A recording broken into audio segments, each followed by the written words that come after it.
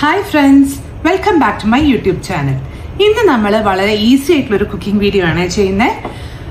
Potato ഉപ്പേരി. ഉരുളക്കിഴങ്ങ് ഒരുവിധം എല്ലാവർക്കും ഇഷ്ടമുണ്ടാവും. പക്ഷേ അത് എത്ര എളുപ്പത്തിൽ, എത്ര വേഗത്തിൽ, എത്ര ടേസ്റ്റി ആയിട്ട് ഉണ്ടാക്കാൻ പറ്റും എന്നുള്ളതാണ് ഇന്ന് കാണിക്കാൻ പോകുന്നത്. അപ്പോൾ അതിന് വേണ്ട സംഭവങ്ങൾ ഇതൊക്കെയാണ്. വെളിച്ചെണ്ണ വേണം, ഞാനതവിടെ വെച്ചിട്ടില്ല.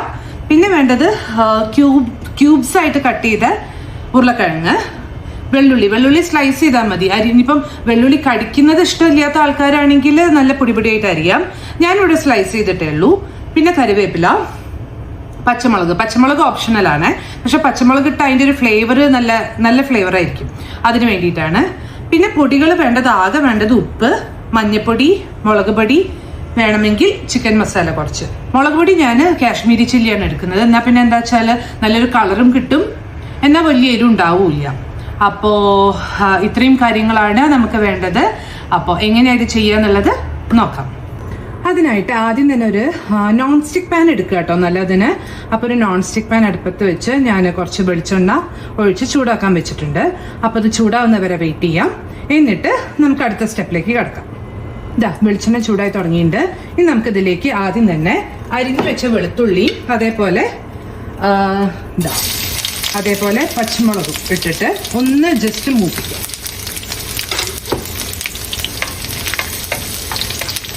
ഈ ഒരു പരിവായാൽ മതി. അപ്പൊ തന്നെ നമുക്ക് ക്യൂബ്സായി കട്ട് ചെയ്ത് വെച്ച ഉരുളക്കിഴങ്ങ് അതിലേക്ക് ഇടാം. എന്നിട്ട് നല്ലോണം മിക്സ് ചെയ്ത് കൊടുക്കാം. ഇതിലൊരു കാര്യമുണ്ട്, നമ്മളൊരു തുള്ളി വെള്ളം പോലും ആഡ് ചെയ്യുന്നില്ല കേട്ടോ. ഇത് ഈ വെളിച്ചെണ്ണയിൽ കിടന്നിട്ട് തന്നെയാണ് വേവണത്. അപ്പോൾ നമ്മൾ നല്ലോണം മിക്സ് ചെയ്ത് കൊടുക്കുക. നല്ലോണം മിക്സ് ചെയ്തതിന് ശേഷം നമ്മൾ എടുത്തു വെച്ച കറിവേപ്പിലയിൽ നിന്ന് കുറച്ച് കറിവേപ്പില ഇട്ടിട്ട് ആവശ്യത്തിനുള്ള ഉപ്പും കൂടി ഇട്ടിട്ട് നമുക്ക് ഒന്നും കൂടെ മിക്സ് ചെയ്തിട്ട് അടച്ചു വെക്കാം.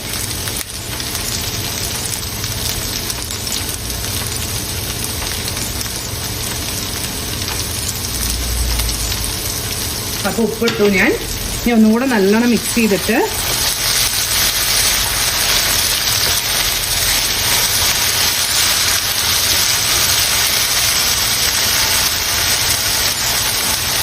തീ സിമ്മിലിട്ടതിന് ശേഷം നമുക്ക് അടച്ചു വയ്ക്കാം.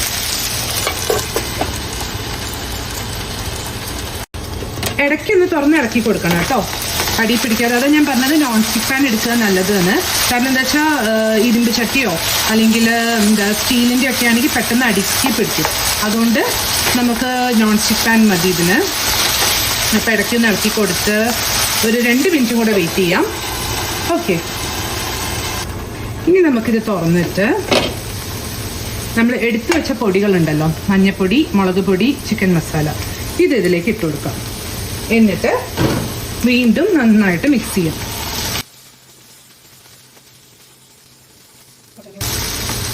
കുറച്ച് കറിവേപ്പിലയും കൂടെ ഇട്ട് കൊടുക്കാം. ലാസ്റ്റ് ഇടാൻ കുറച്ച് കറിവേപ്പില മാറ്റി വെച്ചാൽ മതി.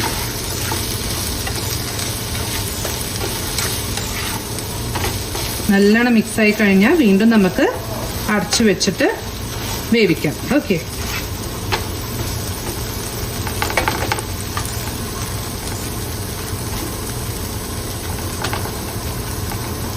നല്ലോണം പരത്തി ഒന്ന് ഇട്ട് കൊടുക്കുക കേട്ടോ, എന്നാലേ ഈവണായിട്ട് വേവുള്ളൂ. അപ്പം നമ്മൾ മിക്സ് ചെയ്തിട്ടുണ്ട്. ഇനി അടച്ചു വെച്ച് കുറച്ച് നേരം കൂടെ വേവിക്കാം. ഇടയ്ക്ക് അടച്ചു വെച്ചാലും നമ്മൾ ഇടയ്ക്കൊന്ന് തുറന്ന് ഇളക്കി കൊടുക്കണം കേട്ടോ, എന്നാലേ എല്ലാ സൈഡും ഒരേപോലെ വേവുള്ളൂ. അതുകൊണ്ടാണ്.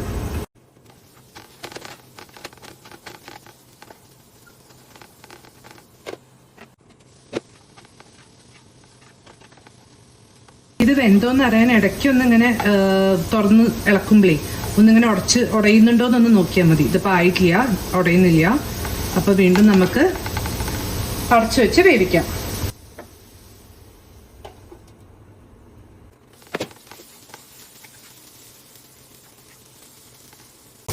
ഇപ്പം ഇത് ഉടയുന്നുണ്ട്, ഏകദേശം ആയിട്ടുണ്ട്.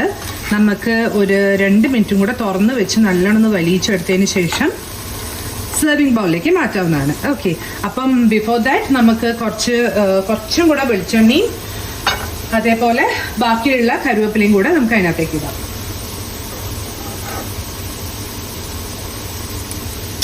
വെളിച്ചെണ്ണ ഒഴിച്ചു.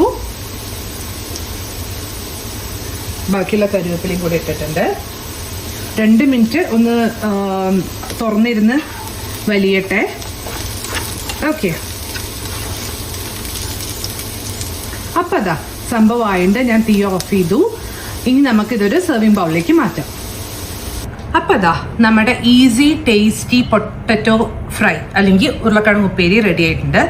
ഇത് നമുക്ക് ചോറിൻ്റെ കൂടിയും ചപ്പാത്തിയുടെ കൂടിയും ഒക്കെ പോകും കേട്ടോ, നല്ലതാണ്. പിന്നെ ശ്രദ്ധിക്കേണ്ട കാര്യം, ഒരു തുള്ളി വെള്ളം പോലും നമ്മൾ ആഡ് ചെയ്യേണ്ട. വെള്ളം ആഡ് ചെയ്യുമ്പോൾ എന്താ വെച്ചാൽ അതിനൊരു ടെക്സ്ചറേ മാറിപ്പോവും.